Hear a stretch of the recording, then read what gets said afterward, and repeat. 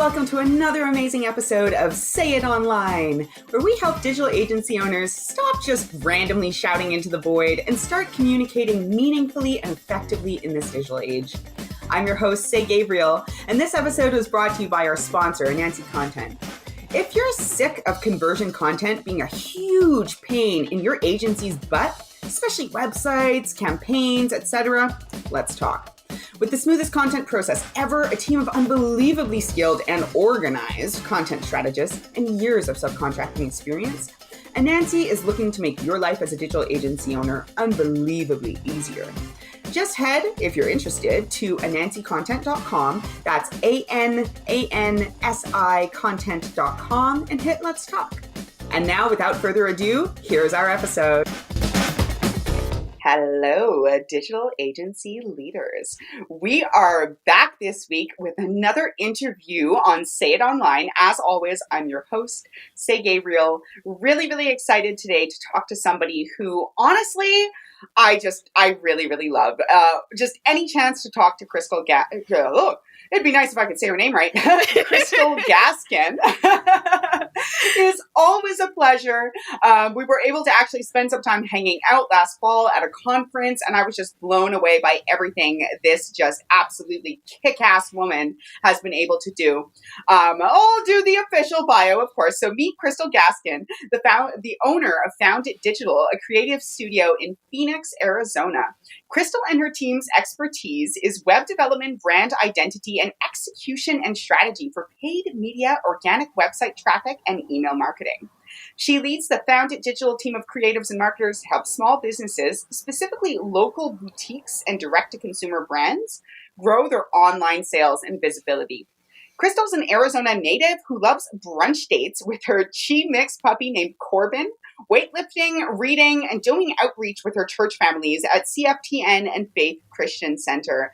I love hanging out with Crystal. Every time we talk, and we've definitely worked together on a number of different projects, it just feels like a party. Honestly, you're just such a great person, Crystal. Welcome to the podcast. It is so great to have you. Thank you so much, Say. I have to agree. I get very excited to work with you and work with your team. It's been an absolute pleasure partnering together. Yay. Agreed. Absolutely. You're one of those partners that we have that the strategists just coo over. Yeah. Anyway, we coo over you and your work and your projects all the time. Just behind the scenes, we're like, Crystal has another project. Yay. Anyway, so today we're going to be tackling a few different topics. In particular, we're going to be tackling a topic that I think is really relevant to a lot of our listeners out there. At least I hear it quite a bit, which is around contractors, white label partners, the challenges of growing a business as a small team, starting out as a solopreneur, and what it means to kind of scale up from there and work with other people. And we're just going to dig in and get really real about this. So really excited to be able to, have some real talk, always what we love. Yes. But before we get too deep into that, I'm just curious. So you work a lot with local boutiques and retailers. You work a lot in terms of helping generating leads and visibility on Google. How did you select this niche? Why local boutiques and retailers? How did you make this decision to kind of focus in this direction? Yes, that's a really good question. So in my past life, I actually worked in the fashion industry for about 15 years. That was something I was just absolutely in love with. I love all facets of the clothing industry. I worked on the kind of creation side, so doing what they call tech packs, which is basically technical illustrations for garments that you then send off to manufacturers either overseas or locally, and then you source the trims. I also worked in showrooms. I spent a lot of time in retail and a lot of time working corporately for brands as well. So my last job leaving the fashion industry was doing digital marketing for a large retailer out of Los Angeles. So when I started my business, I knew that I wanted to marry those two loves of mine together. So my passion for web development with my passion for working with fashion and retailers specifically, just because if you have ever worked customer service, you know the plight that they go through, but you also know Oh, that they yes. understand customer service like nobody's business. And they're all about helping and helping you find whatever it is that you need. And I love, love, love customer service. I've had lots of customer service jobs over my lifetime. And that was just something that I really wanted to kind of give back in a way, and just knowing their schedules and knowing what they're going through on the retail level, and then helping them expand online. So a lot of the businesses that we work with, they either are not selling a lot online, or they're not even selling online yet at all. And I kind of understand from being on the floor of retail stores a lot, like when they're getting ready for the next season to flip, like all that kind of things that they're going through. So I thought it would be perfect to partner with them, come from a place of common ground, and be able to help them expand into an area that they're not familiar with. That makes a lot of sense. And I think that's really awesome how you've been able to take, your love of a particular industry and understand kind of where a very specific and particular problem is in that industry, i.e., selling online is huge these days, and be able Yes. to help people bridge that gap into that online world. Now, I'm going to be honest, that's pretty daunting to me, imagining what it's like to be in these retailers' shoes and kind of Yes. bridge into that scary, big online world. Do you have, any challenges sometimes, kind of convincing them of the necessity, or convincing them kind of like how they need to, not maybe not convincing them is the wrong word, but helping them understand the ways in which they need to think differently in order to access an online industry? Yes. I have two clients that come to mind when you ask that question. And one of them is a furniture store. And she has very, very unique treasures that she travels to. I think she's in Turkey right now. She goes to Mexico. She goes to Indonesia. She goes to all of these places and brings back all of these imported items to Arizona. And she has a massive following on Instagram. People are DMing her all the time, asking them to ship items. And for a while, she just operated that way of, okay, if people want things, they're willing to pay for the shipping. We just will carry this transaction out through the DMs. And that was it. And as she saw that more and more people were messaging her, she realized that she really did need to start selling online. She had started the process on her own and just became overwhelmed and gave up for, I think, a year until our paths crossed and we started that process.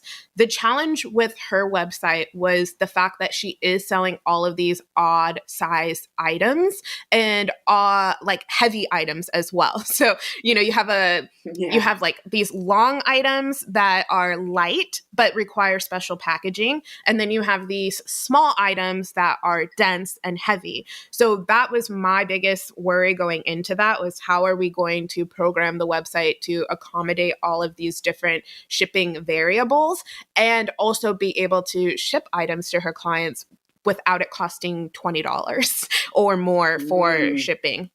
And I remember when we were probably maybe 2 to 3 weeks out from launching, and her and I are just testing the site now that we've got products in there. We're going through the flow of checkout, and she's just testing a New York address, so shipping from Arizona to New York, and the shipping was like $200 for the items that she had. So that was definitely a challenge of, okay, you have this product that's massively in demand. You have a great following of people who want to buy it, but nobody wants to pay $200 to ship it to them.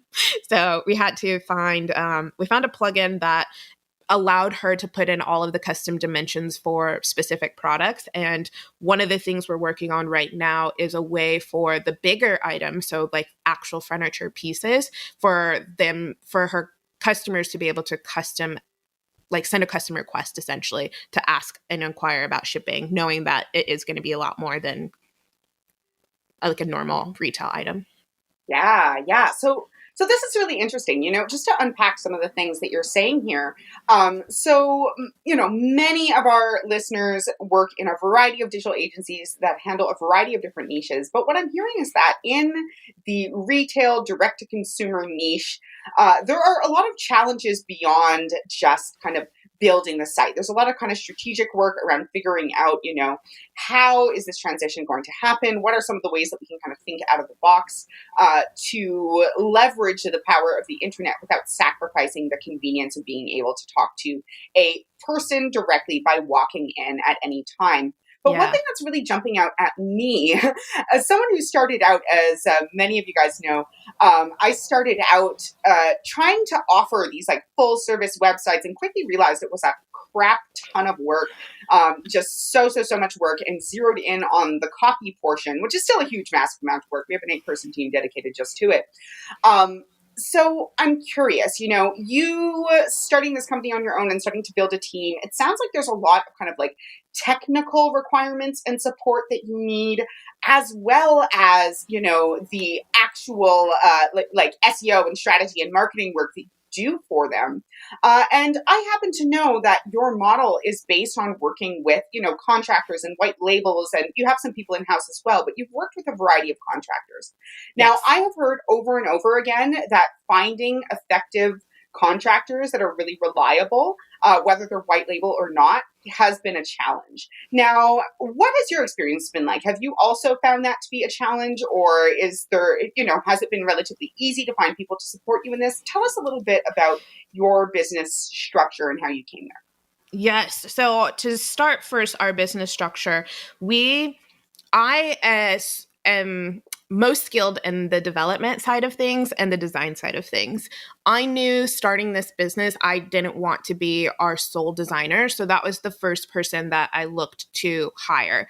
And it is somebody who is local. Her and I used to work together. And I remember her last day at that company, I took her to lunch and I was just like, we have to stay in touch because I'm going to need you. And it was probably 3 months after that I was like, hey, remember when I said I need you? Now's the time that I need you. And so I just chatted with her, tried to gauge her interest, and she was completely all in.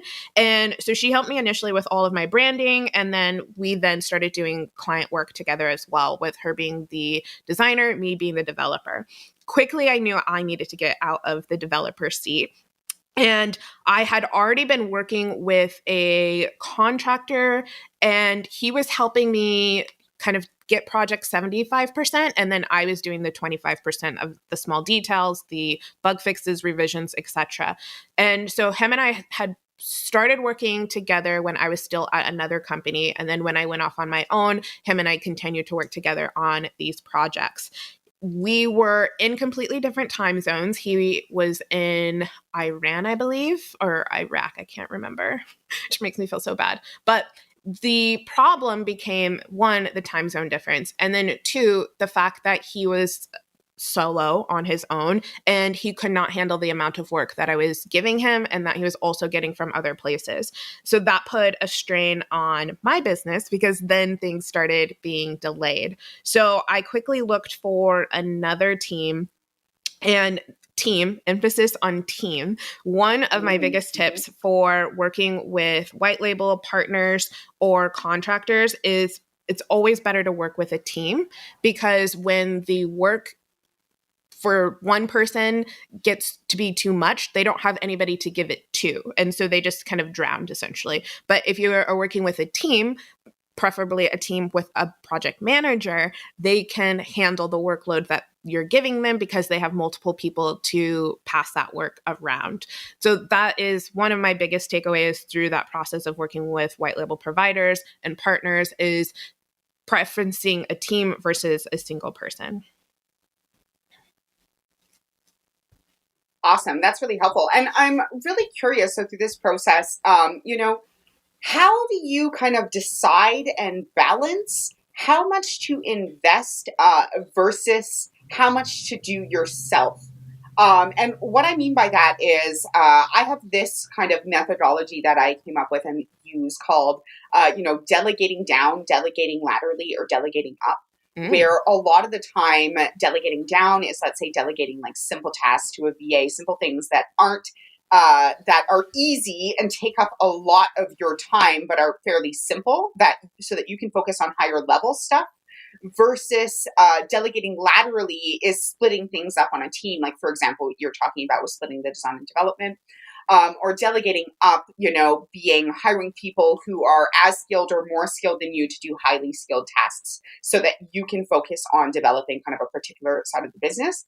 Anyway, all of this is developed because of this push and pull that I hear all the time between, investing more, even if it means lower profit or sometimes no profit, to be able to get the skill and the time back to be able to then, create efficiency or upgrade other parts of the business versus, spending less money and doing more of the kind of challenging or specialized work yourself or in-house so that, you can do a better job on that before being dragged down. Like what kind of choices have you made in that regard and how have they worked out for you?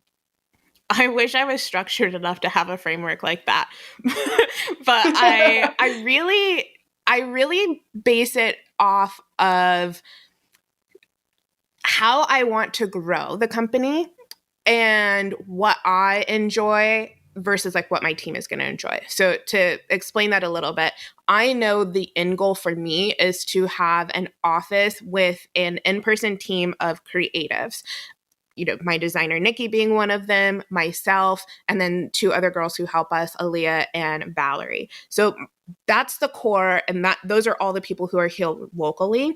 The things that I'm not so interested in growing in-person roles or long-term team members on would be the copy, the SEO, and the development.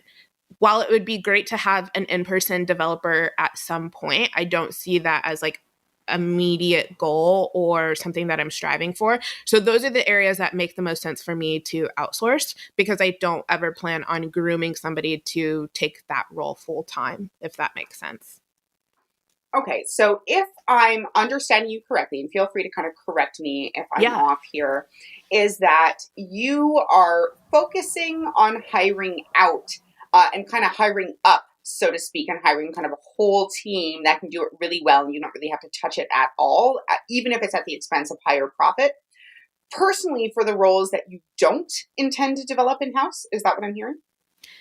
Yeah, that would be correct. I do definitely hire teams of people for white label who are experts in their field. So that would be an example of hiring up. Like I want the best content strategist. I want the best SEO person. I want the best developer for our projects. And I'm definitely willing to sacrifice profit for the best team versus, skimping on that. One of my biggest goals and kind of mottos is wanting to develop the most beautiful websites, and the most beautiful websites also need to function great, have great copy, have great graphics, all these things. So I'm definitely willing to cut into my profits when it means the product that we produce is going to be amazing. Okay, cool. And then that makes sense because that, pays itself forward in terms of people having a really amazing product and a really amazing result and then telling all their friends. Exactly.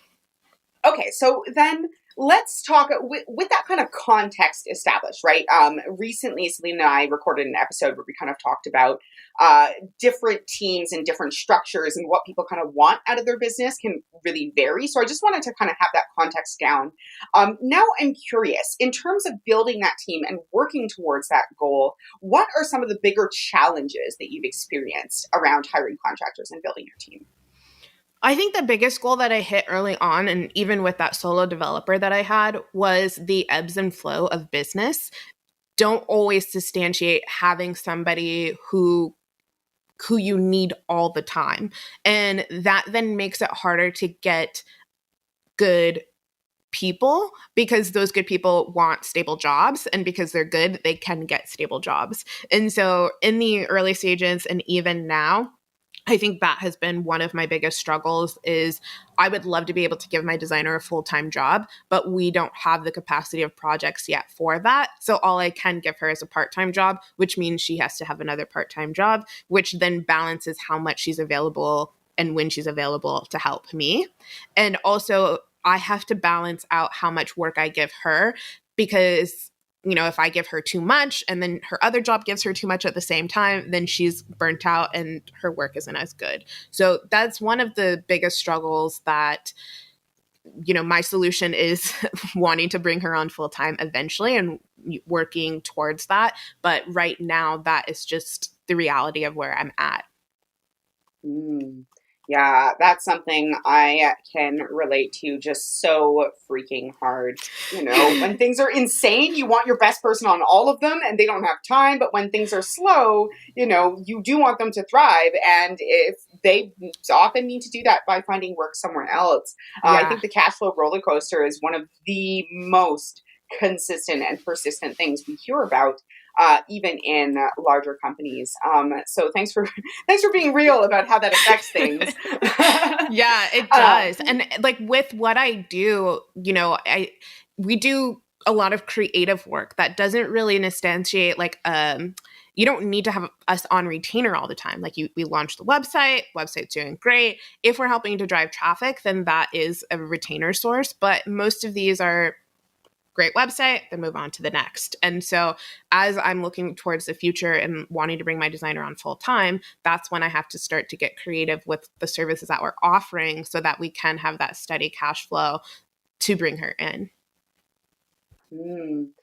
And would you mind digging into that a little bit more? Like, what are some of those kind of strategies that you've developed for those of our listeners who are doing those more one-off project-based work? What are some of the things you've done in-house? You mentioned that you gave her a part-time job, so I'm hearing maybe you guarantee her a certain amount of hours a week, or, maybe she's on salary or something like that. What are some of the things you do in-house, as well as some of the things that you might do in terms of your projects and offerings to help mitigate that issue? Yes, good question. So for the people who help me, they are all on a contract part-time basis. One tip that I have is find people who see your vision and are excited about your vision and are willing to stick around through the ebbs and flows with you. And I have been really lucky. The 3 girls that work with me here in Phoenix, they are absolutely amazing. And I remember the moment that I brought each of them on. It was all at critical times, and they just do so much for me. One, they keep me inspired and give me a reason to continue to build this company, but they're all super creative and really good at what they do and have really great eyes. So I think that has been very helpful for me because I know that they're invested in sticking with me through all the highs and lows. So that's definitely number one. The second one was I started to look at our project process. And because we're building big e-commerce websites, our typical project timeline was 10 to 12 weeks. And we couldn't take on more than 7 projects at a time. So moving towards this year, I decided to take on less big projects because a lot of the big sites that we built, some of them are coming back for smaller projects for like feature additions or maintenance fixes, things like that. So we have that as like kind of cushion of work now. And then we also have a few retainer clients that we help with SEO. So we have a good kind of flatline basis of work coming through. So we don't need to take on as many big projects, and big projects cause burnout for the whole team. So we just noticed, 7 is too many, like 2 to 3 is a comfortable pace for those longer projects. So what do we do to fill in the gaps? One of the things that we decided to do, because our team is really good at creative, is to offer a new brand identity package. One, our designer absolutely loves doing brand identity. And it was something I was hesitant before about doing because that's not a strength of mine. And initially, when I was building the business, it was all stuff that if the person who I hired to do it couldn't do it, I could fill that spot and I could do it. Logo design is not something that I can do should anything happen. So I was always hesitant to offer services that weren't not my skill set, but I feel really confident now because one, she's been with me now 2 years and she's really strong at it. And worst case scenario, if I had to backfill that position, I could. I have more connections, more resources, more people who are willing to work with us. So I feel confident in doing that. And that gives us a service that we can offer that doesn't take 10 to 12 weeks to produce. We can turn it around in a much shorter time, which means we get more cash flow going at a more consistent basis. The other thing that we are doing, which isn't fully fleshed out yet, but I want to offer a smaller ongoing package for people who just need a little bit of boost. So kind of a little bit more coaching than doing, but again, like I said, it's not fully fleshed out, but that's kind of going to be our next goal after we get this brand identity package launched.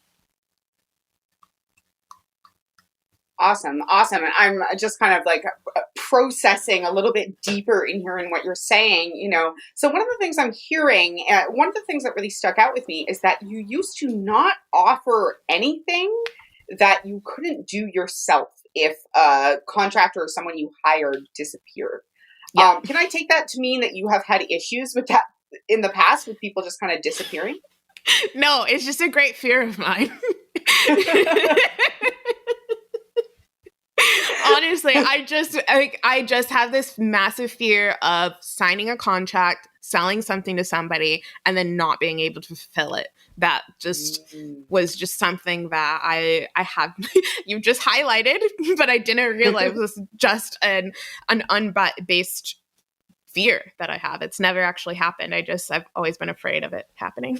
I think that's still quite powerful though, because I think a lot of us, let's be real, right? Like as the service provider, if you are trusting other people to deliver a service, especially if you're delegating up, so to speak, and hiring like a specialized outside team to do something, right? Like if that doesn't happen, then you are on the line. But what I'm hearing, and I think what's partially the gold nugget here is obviously, like screen and train and work with the people over and over again that you can rely on, but that your business was kind of being limited by that. And to some degree, yes, it's really powerful to keep your focus quite narrow, especially during your initial kind of like growth period. But it sounds like you've kind of come to this really cool place where now you have an in-house person that you can rely on.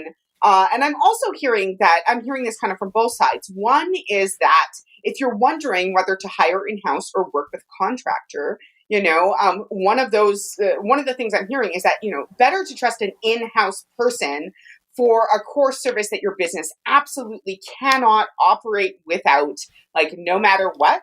But also that if you're limiting yourself to only the things that you as a founder or your leadership team or, even potentially your in-house people can do themselves, that potentially is holding you back from a whole revenue stream or a whole opportunity to engage and provide for your clients.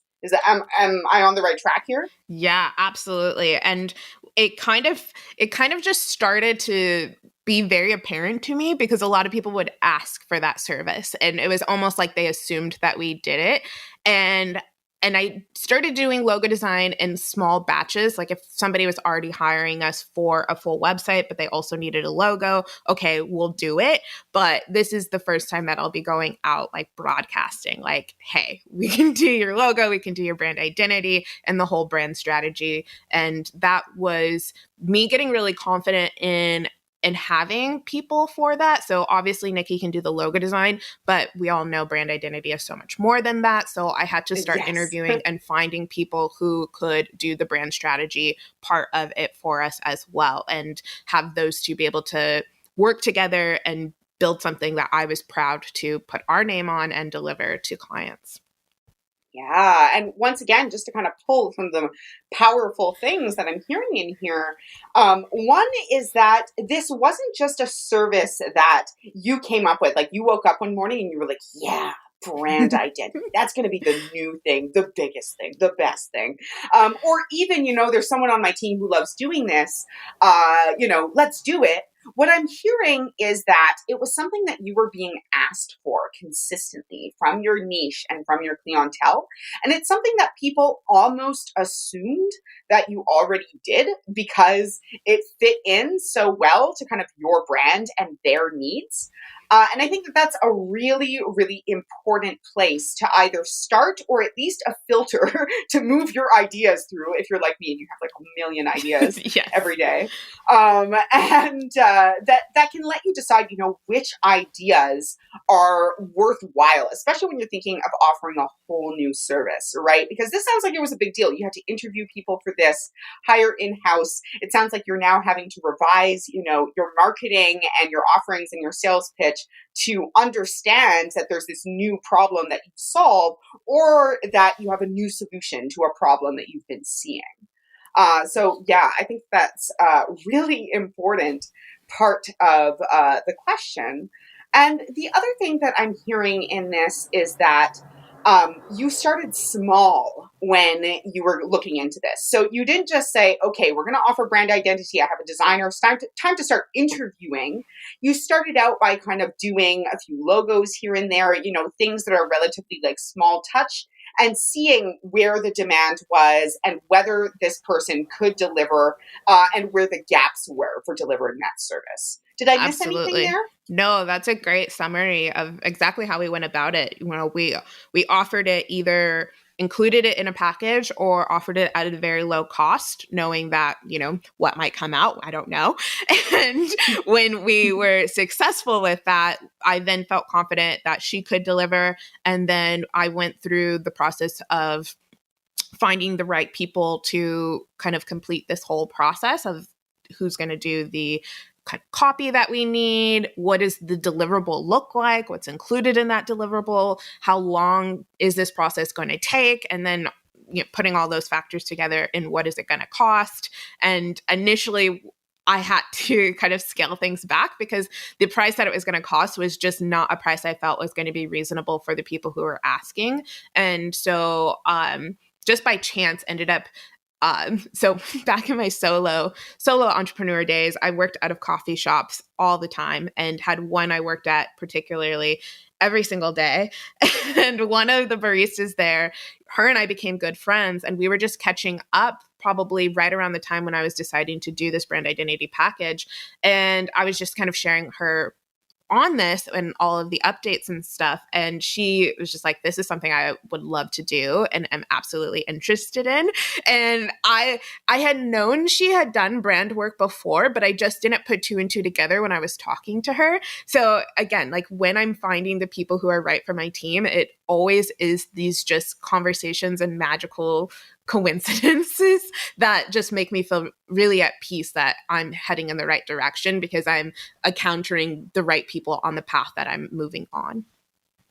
I think that's really cool. I know that's something for me that has been very, very strong and relevant. I mean, even on, honestly, like if we're being candid, like even this podcast, we were recently talking about the journey from scaling up from a solopreneur, what it's like to build a team and listening on podcasts.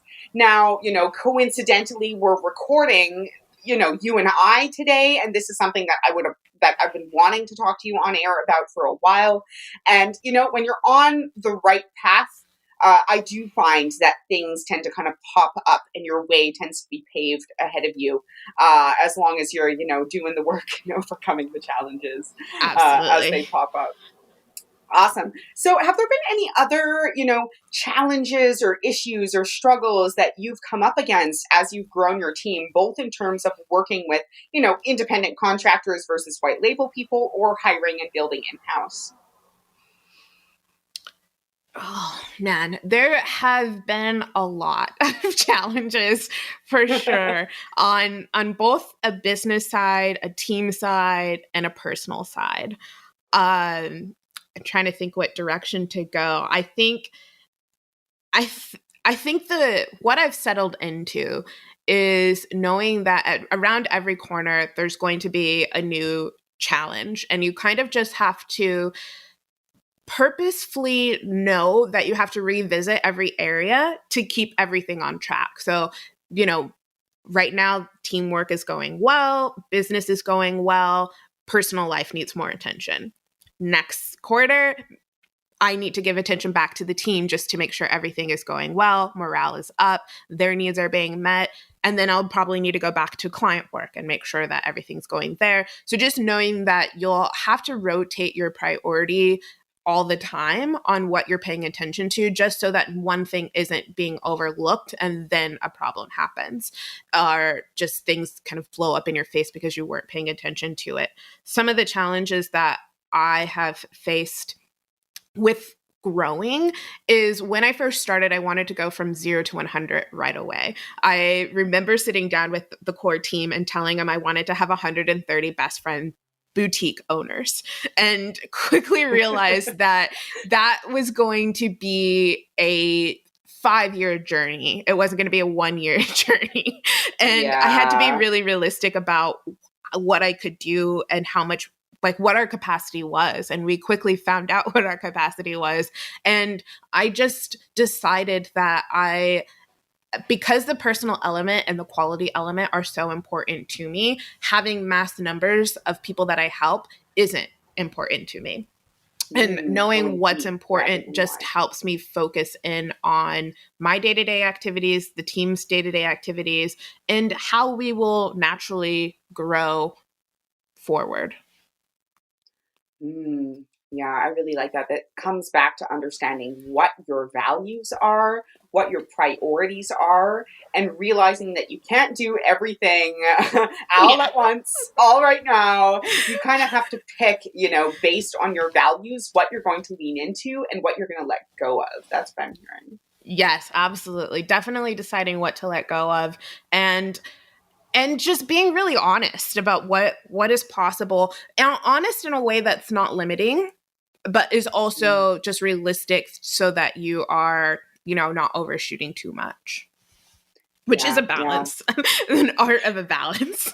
Because as we've just identified, my self-limiting belief that everything's going to fall apart if I offer a service I'm not competent in, which, took some time to get to that point, but those are kinds of things that would be limiting our growth. Whereas, like, being realistic and knowing that I can't have 130 clients with just me is more of a, okay, that's an idea that maybe can sit on the shelf for a little while. Or just be very purposeful of, like, okay, if our team of, 4 people, 1 intern, and 3 partners can manage 7 people at one time, what does growth look like if we wanted to manage 130 at a time? Yeah, I think really, really relevant and resonant questions. Just being realistic with yourself. Oh my gosh, so important. So challenging sometimes. All right, so let's fast forward to, this past year. What's one of the biggest challenge? What's the biggest challenge you've experienced this past year in growing your business? 2019 was technically our year 2. And it was our hardest year yet. And it was hard mainly just for me, I think. I tried very hard to not let my struggles impact the team, but it just was when I started to realize how hard growth was going to be. And we did have some contractor issues.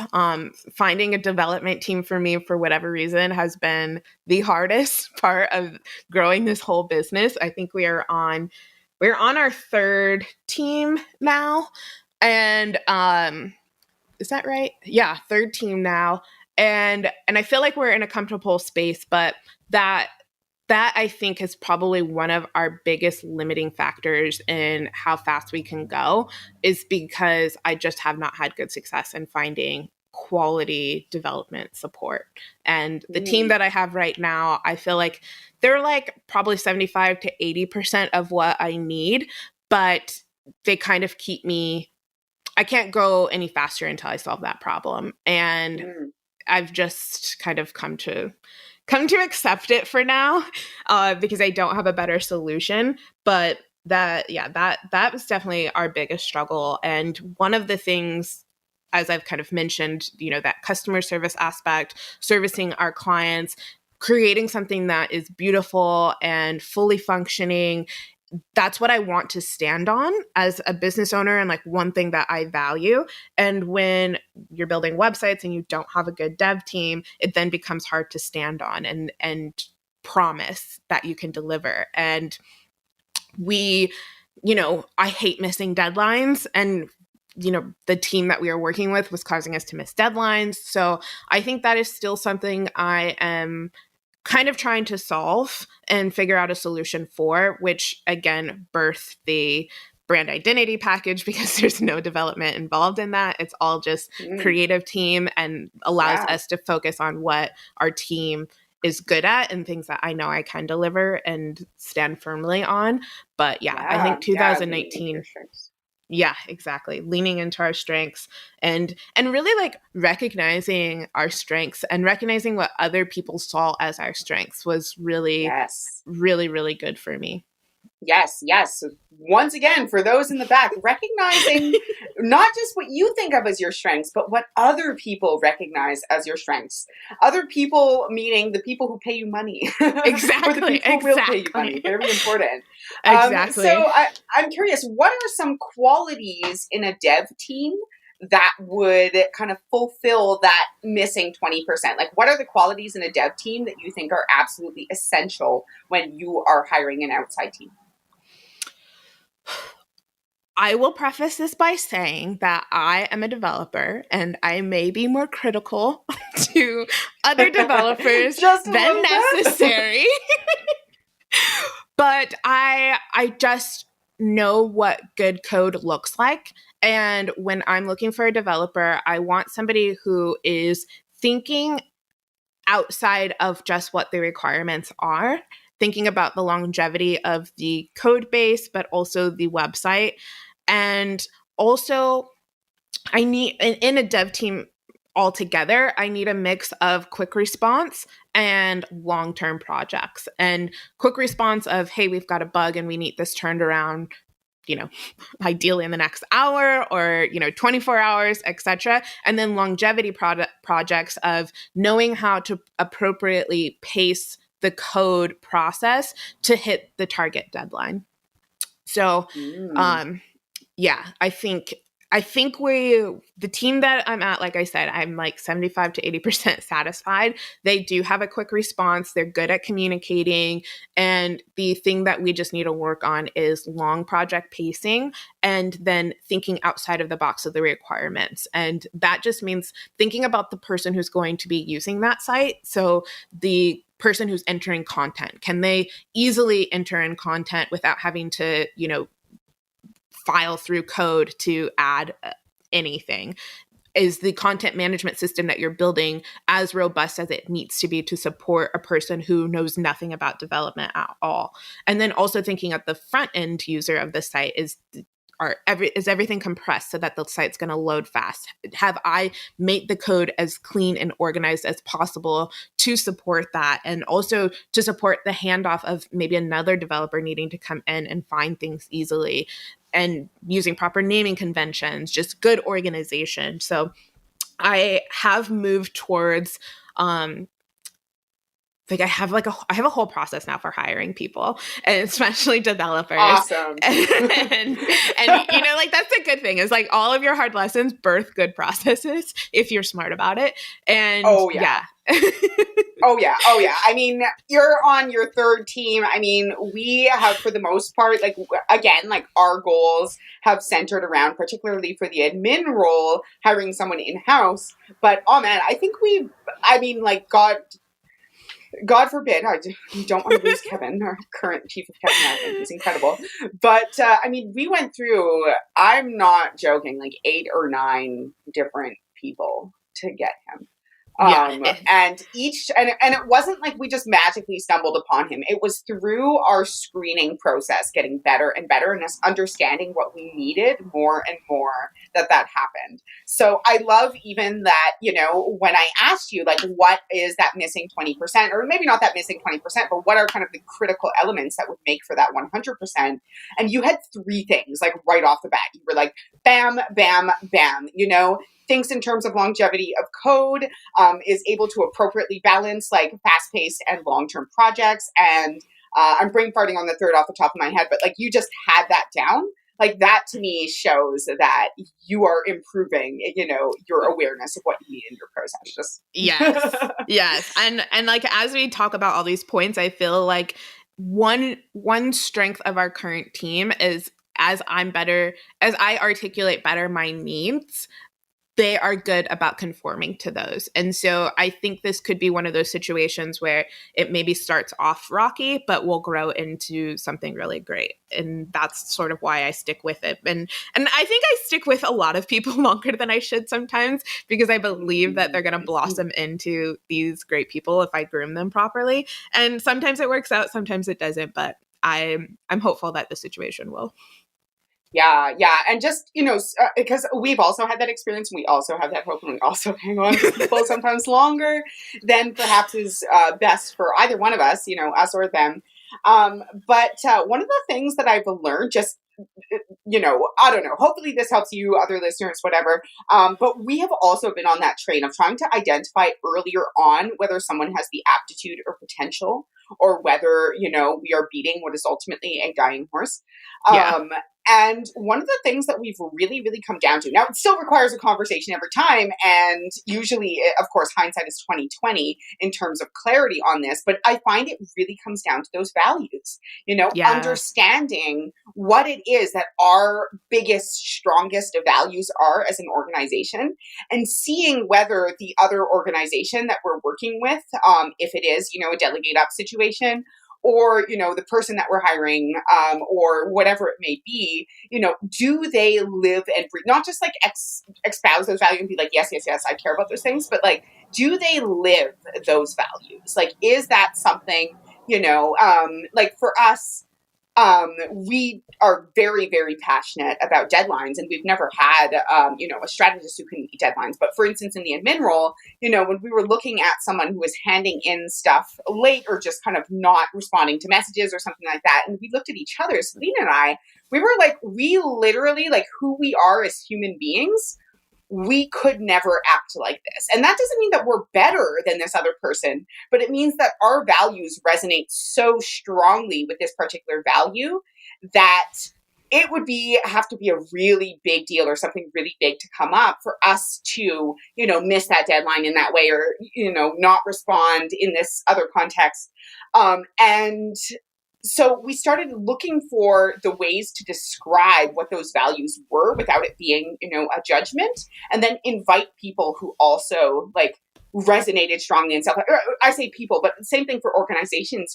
As we've grown, we definitely have started working with other service providers and organizations, and that's just been huge for us. So I don't know if that helps you at all, but no, it totally does. I love that, because it's so true. Like if I think about two instances of people who I've worked with a long time, both on a team side and individual side.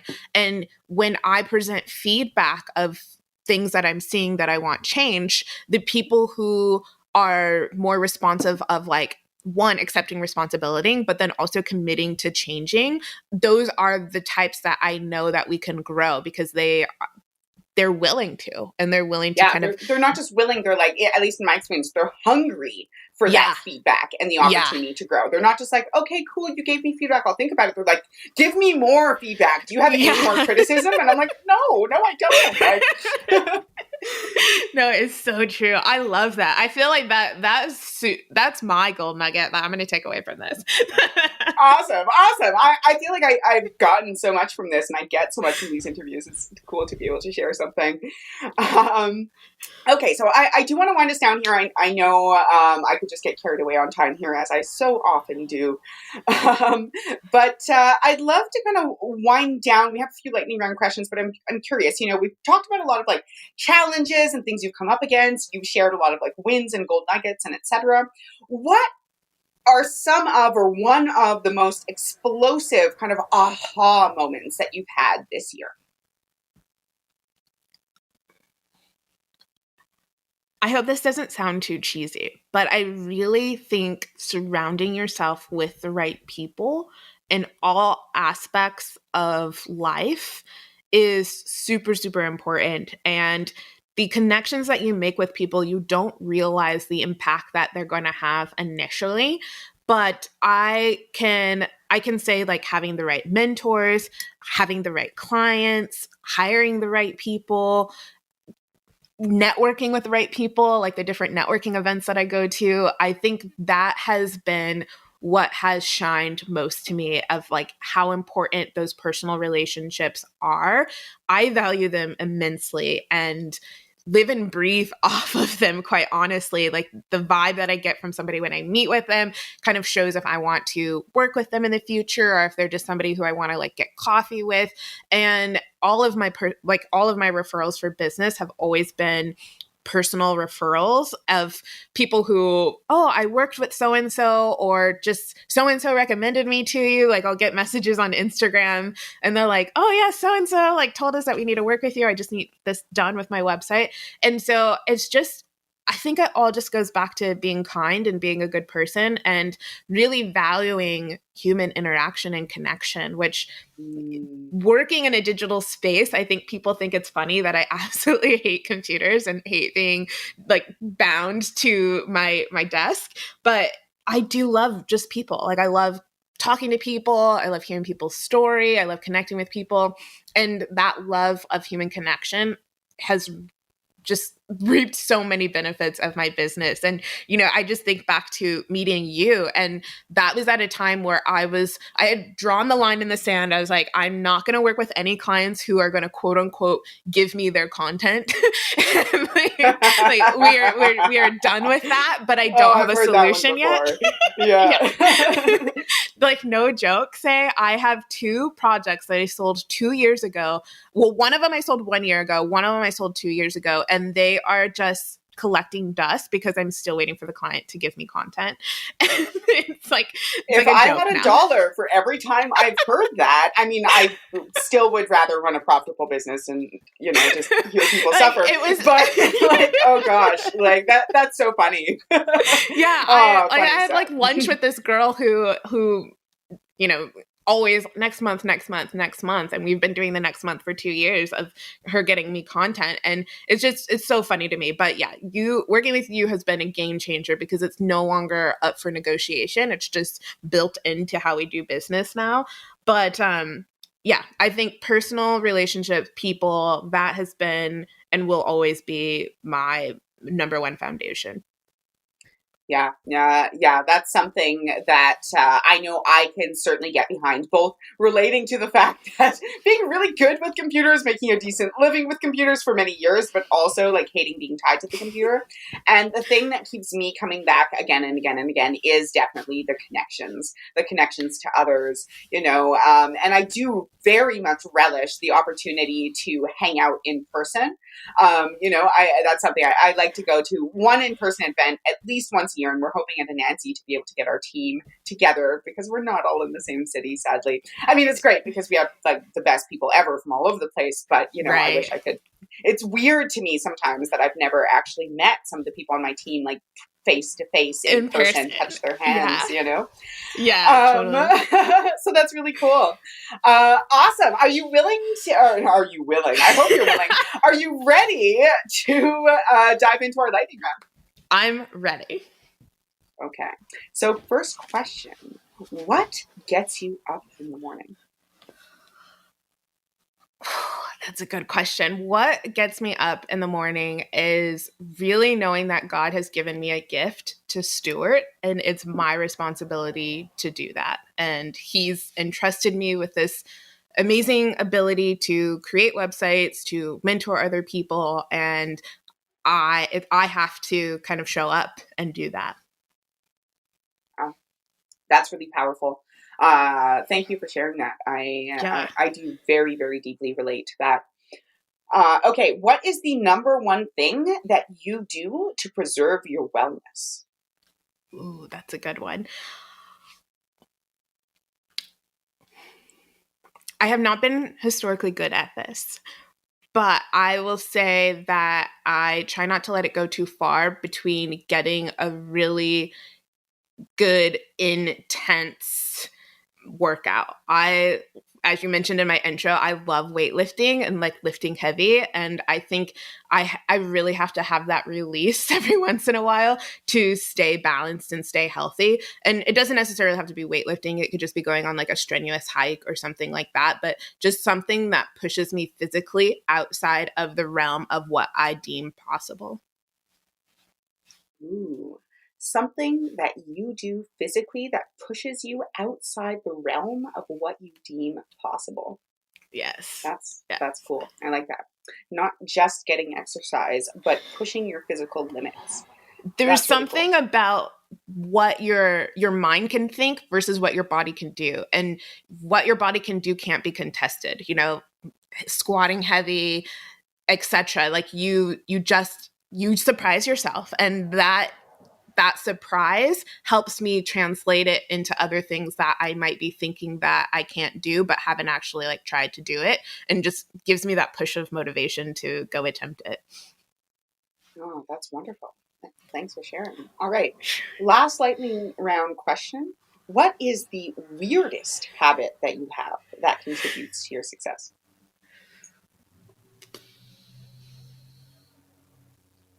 I think my weirdest habit is I have these half note cards that I make each day that I write down usually a Bible verse or just something I've highlighted from a book previously that's just like a bit of motivation. So one side, it's a bit of motivation, encouragement, and then the other side is my to-do list.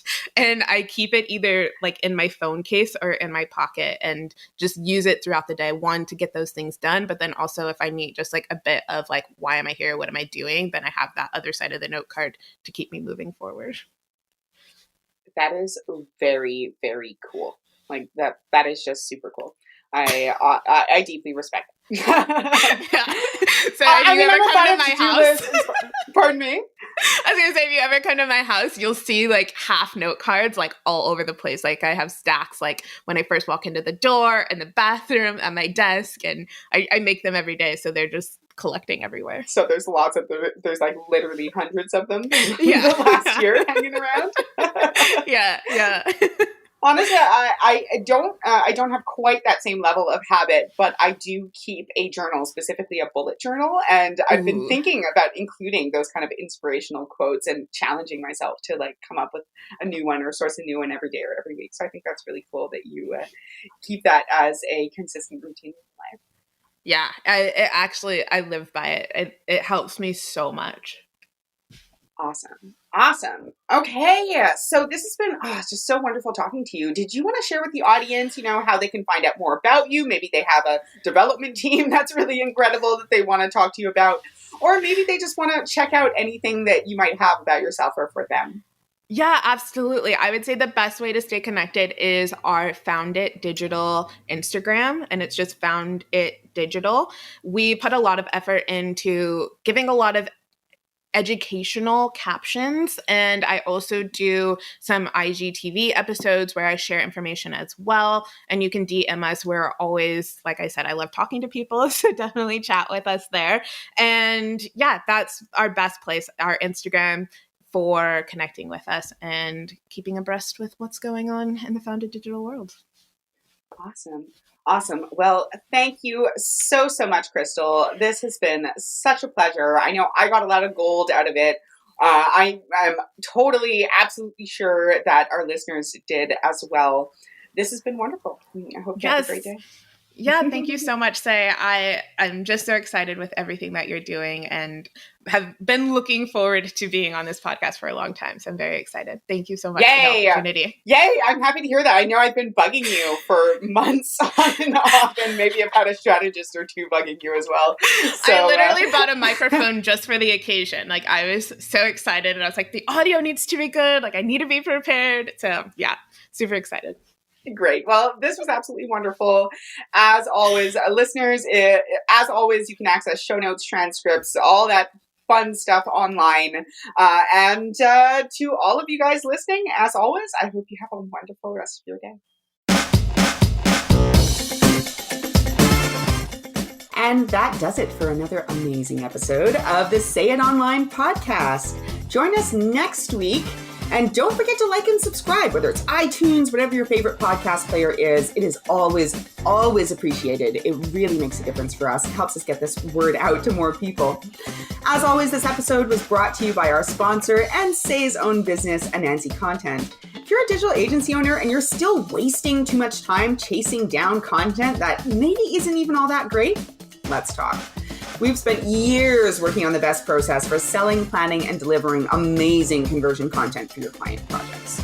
Better yet, we moosh our process to yours so that your client and you have a seamless and amazing experience the entire time through. If you're interested, just go to our website. That's www.anansicontent.com. That's ANANSI content.com. And just click Let's Talk. I'd love to chat with you. Someone else on the team would also love to chat with you too. Hope you have an amazing rest of your day.